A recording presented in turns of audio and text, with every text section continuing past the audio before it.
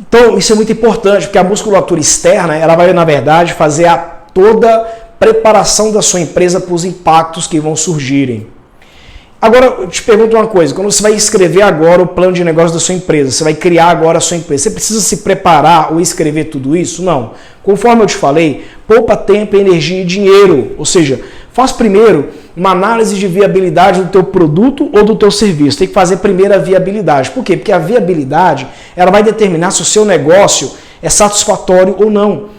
Se ele vai atender a sua necessidade, a sua demanda ou não. Então não importa se o produto é vendável, o que importa é se a suficiência da venda desse produto te atende. Se esse produto vende o suficiente, o produto ou serviço vende o suficiente na sua demanda, na sua necessidade, na sua meta, naquilo que você precisa. Ok? É claro isso? Estruturação da empresa, musculatura interna, musculatura externa, tá? Agora vamos para um outro ponto bem interessante, uma visão bem interessante que a empresa tem que ter. Além de você verificar, fazer análise do mercado, ter consciência de desapego, entendendo que a empresa não é sua, a empresa é do cliente, ela é do colaborador e ela é para o próximo dono que vai ter a sua empresa. E você entender que a estruturação, fazer uma análise de viabilidade, entender que você consegue entrar no mercado, fazer o mercado e para isso você tem que criar essa estrutura da empresa, o que acontece? Quando você cria uma estrutura operacional e organizacional de forma crescente, você não consegue pensar em tudo naquele primeiro momento.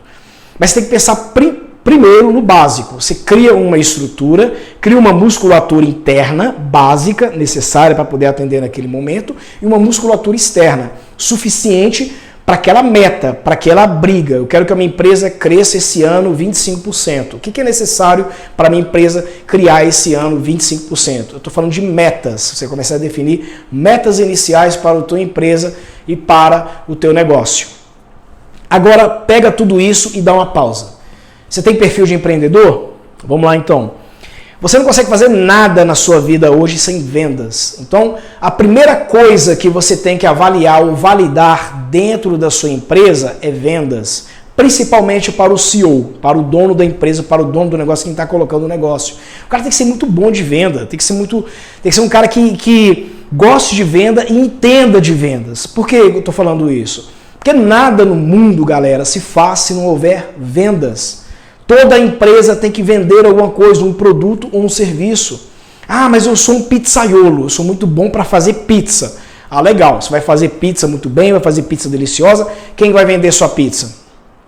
Ah, eu vou colocar alguém no caixa lá para fazer. Quem vai fazer as campanhas de marketing da tua empresa para fazer com que a sua empresa seja visível? Seu logo é atrativo? Seu nome é legal? Sugestivo? Combina com você? Teu ambiente, teu espaço, ele é atrativo para os clientes? Ah, não vou fazer ambiente físico, eu vou entregar pizza por telefone. Legal, quais são os canais de comunicação que você vai ter? Quais são os aplicativos que você vai se vincular para que os clientes te achem, né, numa lista ou em algum lugar aí e encomendem de você essa pizza? Né?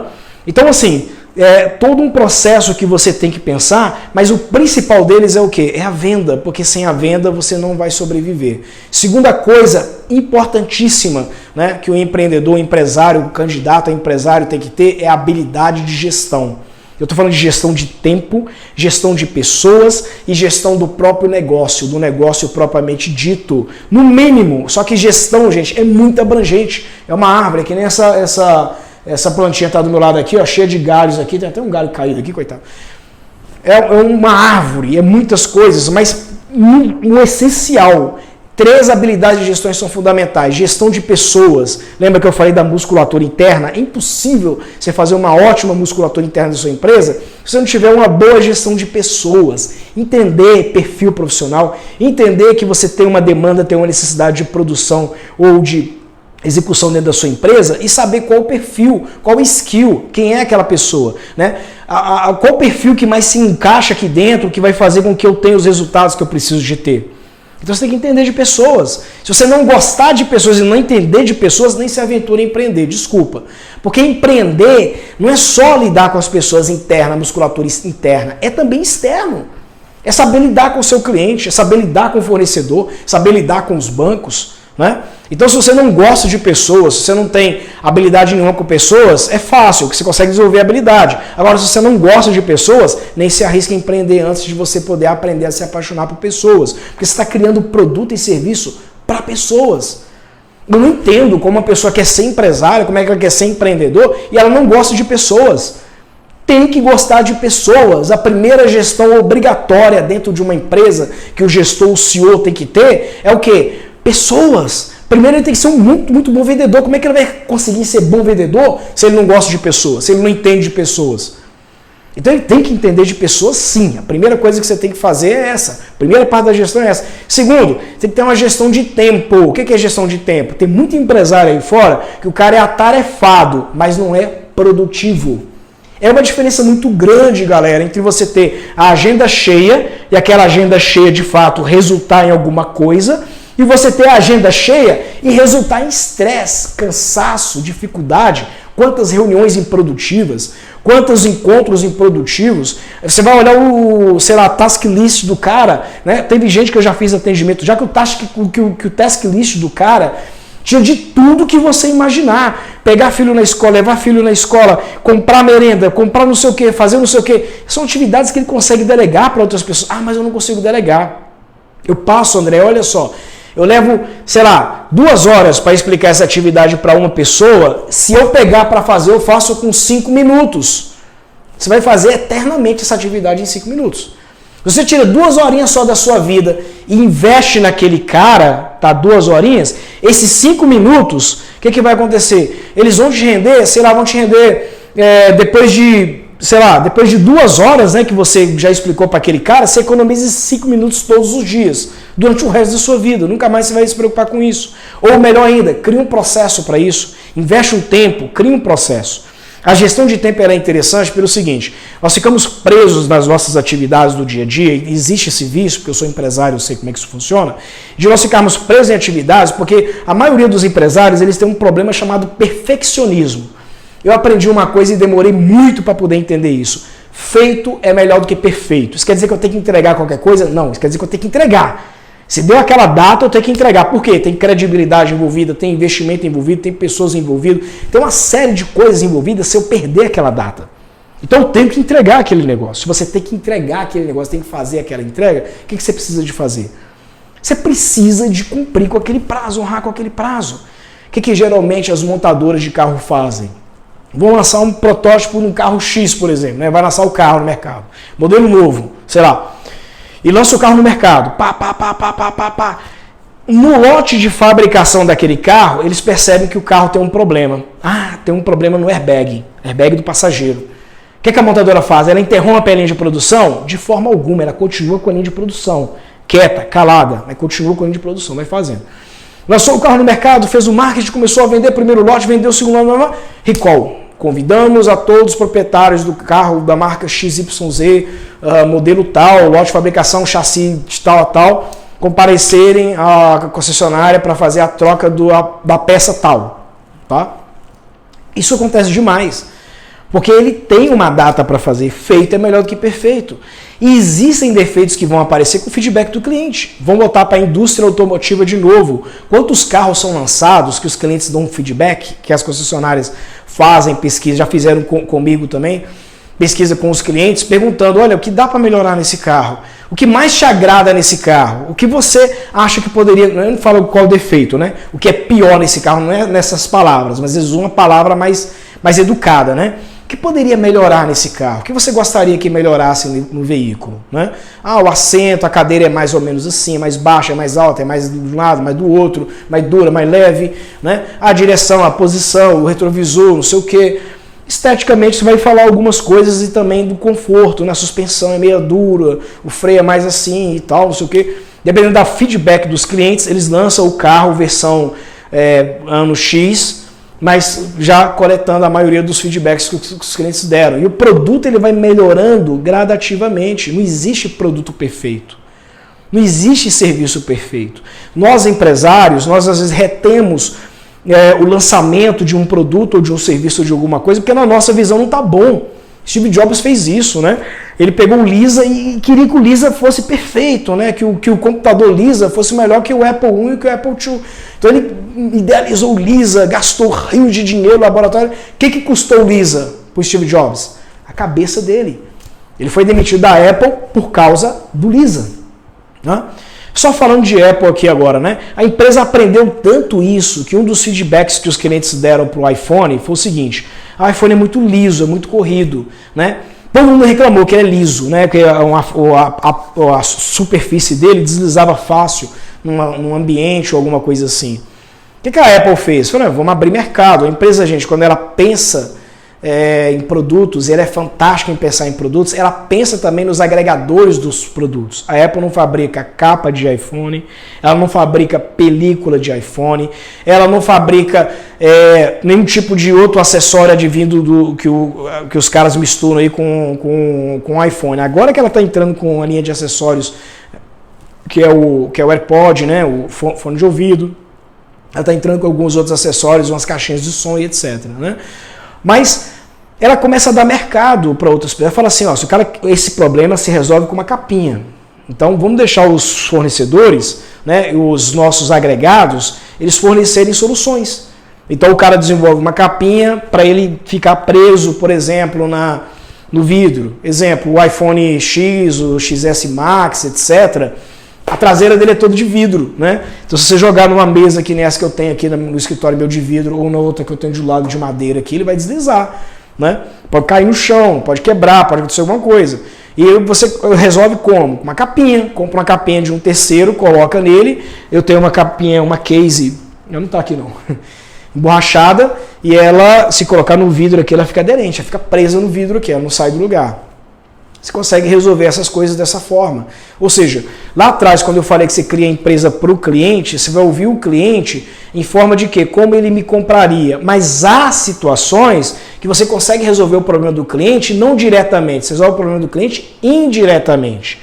Você tem um parceiro, você tem um fornecedor, você tem alguém que desenvolve alguma solução que é agregado àquilo que você está entregando, vai resolver o problema, vai deixar o cliente o quê? Satisfeito. E melhor ainda, ele coloca a cara que ele quer, do jeito que ele quiser, da forma que ele quiser, sem necessariamente diretamente impactar no teu produto ou no teu serviço, né? Na forma que você vende ou na forma que você entrega. Presta atenção numa coisa. Toda vez que nós falarmos de construção ou criação de empresa, você tem que pensar também, não é só na empresa, no porte, na clientela, no mercado, na estruturação dessa empresa, como é que ela vai fazer, no teu exit, na tua saída e no seu perfil também, se você é vendedor, se é gestor. Você tem que pensar também no outro tipo de gestão que eu falei, que é a gestão do negócio. Porque não adianta também você ser um ótimo pizzaiolo, saber fazer pizza muito bem, já aconteceu comigo um caso desse aí, eu sou um gestor, investi uma vez num negócio de confeitaria, onde um dos sócios que entraram era o confeiteiro, né? Eu coloquei dinheiro lá dentro, eu quis ajudar eles e tal, botei dinheiro lá dentro, e o cara só sabia fazer bolo. Eu queria o cara na fábrica, tomando conta da fábrica, distribuímos para a capital do estado inteira, na verdade, né? A maioria dos clientes nossos eram assim, a maioria dos bares, restaurantes, quiosques, etc. da cidade, quase que 80% eram nossos clientes. Os carros saíam para entregar quase todos os dias, carregados, às vezes não dava conta de poder fazer. E eu precisava de um olhar mais operacional dentro da fábrica, para ver como é que a fábrica estava andando. E o meu sócio, que era confeiteiro, ele ficava de cabeça baixa batendo bolo. Ele gostava de ficar batendo bolo. Eu tive que colocar um chefe para ele lá dentro. Né? Foi o que aconteceu com o Steve Wozniak na Apple. Steve Wozniak, engenheiro fabuloso, ele criou o Apple I, criou o Apple II. O chefe do Woz era um funcionário do próprio Woz. Né? Então, assim, é ridículo, desculpa eu falar isso, mas é ridículo. Você tem um sócio na empresa que ele não é o cara que pensa estrategicamente, que olha para a empresa, olha para o cuidado da empresa. Voltando, por exemplo, da minha fábrica, eu tinha uma série de desperdício. Eu tinha desperdício de material, eu tinha desperdício de coisa que queimava. E o cara não fazia gestão operacional do negócio que estava acontecendo. Ele ficava de cabeça baixa fazendo bolo, que gostava de fazer bolo. Né? Então, assim, eu tinha que terceirizar a compra, tinha que ter gente para fazer compra, comprar as coisas lá para dentro, eu tive que terceirizar a gestão interna operacional para tomar cuidado com o desperdício, né? Eu tive que colocar gente lá dentro para colocar ordem na casa, o horário que o pessoal entra, o horário que o pessoal sai, inclusive o dele também. Então ele era um sócio só no papel, porque não entregava nada, não fazia nada, né? Graças a Deus que eu vendi esse negócio, tá? Quer saber? É uma das 4 empresas que eu vendi também, tá? Mas enfim, é importantíssimo a pessoa, quando ela vai criar um negócio, se ela não tiver a gestão de pessoas, não tiver a gestão de tempo, saber exatamente priorizar suas atividades, não tiver uma gestão do negócio, né? O que vai acontecer? Ela, no mínimo, tem que se associar a alguém que tenha esse tipo de qualificação. Então, por exemplo, no caso do pizzaiolo, é o bom pizzaiolo, o cara sabe fazer massa e tudo mais, ele não pode abrir esse negócio sozinho, ele tem que abrir com sócio, nem que seja a esposa dele, ou o marido dela, ou não sei. Ele tem que ter um sócio, ele tem que ter uma pessoa que vai cuidar da gestão do negócio, tá? Que vai fazer gestão de pessoas, gestão do negócio e gestão do tempo. E esse cara vai ficar focado só com a produção, né? Vai ser o diretor, entre aspas, de produção, por exemplo, né? E ele não pode ficar só enrolado fazendo pizza, não. Se o negócio crescer e ficar grande, ele tem que sair um pouco. Foi isso que eu fiz a proposta, voltando para o meu ex-sócio lá da loja de bolo. Eu falei com ele, cara, não estou te proibindo de fazer bolo não, você pode continuar fazendo bolo, mas você vai ter os dias e os horários definidos para você poder fazer o que você gosta. Mas a maior parte do tempo, 80% do tempo, é preciso de gestão operacional aqui dentro. É o que vai acontecer, por exemplo, com o pizzaiolo. Colocou a pizzaria, o negócio começou a crescer, ele vai trazer outros pizzaiolos, vai treinar, vai implantar um processo dentro da empresa para poder gerar vida própria, ter automação dentro da empresa, e aí ele vai fazer com que a coisa realmente cresça, com que a coisa realmente ande. Ok? Então, pessoal, foi uma explanação que eu fiz para vocês aqui sobre negócio. Eu falo muito sobre prosperidade, né? Crescer, investir certo, pagar dívida, pagar suas contas. E eu quis dar um pitacozinho para vocês aqui sobre essa parte empresarial. Como você monta uma empresa, como você estrutura uma empresa, como você faz para essa empresa poder ser produtiva, como você faz a viabilidade antes de construir o negócio e as habilidades que você precisa ter dentro de um negócio antes de começar a se aventurar com empreender. Espero que esse conteúdo realmente te ajude, espero que esse conteúdo realmente faça com que você repense também algumas coisas, inclusive até em termos de preparação, isso é muito importante, tá? Eu conheço pessoas que se preparam durante anos, né? Dias e meses, não, anos antes de abrir um negócio, porque ela entende o perfil dela, ela precisa trabalhar primeiro o perfil dela, depois ela vai estudar o mercado, depois ela vai analisar como ela vai fazer, depois ela vai se capitalizar para ela poder, enfim, entrar no negócio. E muitas vezes quem toma esses passos de preparação, eles têm muito sucesso naquilo que eles fazem. E o crescimento é muito rápido também, tá? É comparado com uma semente de bambu. Você já viu como é que cresce um pé de bambu, bambu chinês? Bambu chinês, ele cresce o seguinte, ele passa acho que não lembro quanto tempo, são 5 anos, né? Germinando dentro da terra, né? Passa muitos anos dentro da terra, né? Germinando, e não sai nada. Do nada, em termos de um ano, ele cresce como se fosse uma floresta, do nada. Primeiro ele cresce para baixo, depois ele tem o seu crescimento externo aparecendo. Muitos empresários de sucesso, empreendedores de sucesso, preferem se preparar, ao invés de ceder à ansiedade, de cara lançar um produto, se frustrar, falar que empreender não é para ele, falar que o Brasil não presta, falar que as pessoas são isso, falar que não vale a pena fazer nada no Brasil, mas na verdade o problema está nele, está na falta de preparação, está na falta da contra-argumentação que ele teve com ele mesmo, tá? E ele mesmo se frustrou diante disso aí. Não é justo fazer um julgamento desse tipo, ok? É isso aí, pessoal. Perguntas podem colocar aqui. Quiserem que eu fale sobre outros temas, podem falar. Me sigam nas redes sociais, se inscrevam no nosso canal. Nós temos conteúdos lá diariamente, lá ricos, abençoadores, tá? Coisas que a gente vai fazer para as pessoas, para que as pessoas elas cresçam, elas de fato mentalizem coisas boas e façam com que o Brasil seja um celeiro realmente de coisas maravilhosas, de bênçãos maravilhosas. Beijo no coração. Meu nome é André Costa. Bora prosperar!